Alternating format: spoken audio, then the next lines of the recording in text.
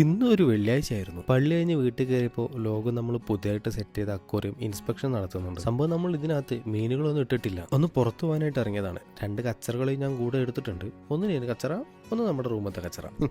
അപ്പോൾ നമ്മൾ ധനാമാളിൽ ചെറിയൊരു വർക്കിന് വേണ്ടി വന്നതാണ്. തിരിച്ചിറങ്ങുന്ന വഴിക്ക് പെർഫ്യൂംസിനൊക്കെ 50% ഓഫർ ഉണ്ടെന്ന് പറഞ്ഞപ്പോൾ അവിടുന്ന് ഒരു പെർഫ്യൂമും കൂടെ നോക്കാമെന്ന് വിചാരിച്ചു. അങ്ങനെ ചെറിയൊരു പെർഫ്യൂം ഒക്കെ വാങ്ങിയിട്ട് ഇറങ്ങിയ സമയത്താണ് ഞാനൊരു ഫേവറേറ്റ് ആയിട്ടുള്ള ജ്യൂസ് ഷോപ്പ് കാണുന്നത്. ഇവിടെ നമുക്കൊരു ഐസ്ക്രീം ആയിരുന്നു ആവശ്യമുണ്ടായിരുന്നു. പക്ഷേ കോണുകളുടെ ബിസ്ക്കറ്റ് ഉണ്ടാക്കി തുടങ്ങിയിട്ടുള്ളൂ എന്ന് പറഞ്ഞപ്പോൾ ഐസ്ക്രീം കഴിക്കാനുള്ള ക്രേവിങ്സോട് കൂടെ അവിടെ നിന്ന് ഇറങ്ങി. ഐസ്ക്രീം ഇവിടെ മസ്റ്റ് ആയിട്ടും കിട്ടും എന്ന് ഉറപ്പുള്ള ഒരു സ്ഥലമേ ഉള്ളൂ. അത് ബാബൽ ബാരേന്റെ തൊട്ടടുത്ത്. ഇവിടെ നോ പാർക്കിംഗ് ആയതുകൊണ്ട് തന്നെ വണ്ടി ഡബിൾ പാർക്കിംഗ് ഇട്ട് നേനുവിനെ ഐസ്ക്രീം വാങ്ങിക്കാനായിട്ട് പറഞ്ഞയച്ചതായിരുന്നു. കുട്ടി എന്ത് വലിയ സംഭവം പോലെയൊക്കെ നടന്നു പോകുന്നുണ്ട്. ഇനി അവിടെ പോയിട്ട് ബബ്ബ അടിക്കുമോ എന്നുള്ളത് പഠിച്ചോന്നറിയാം.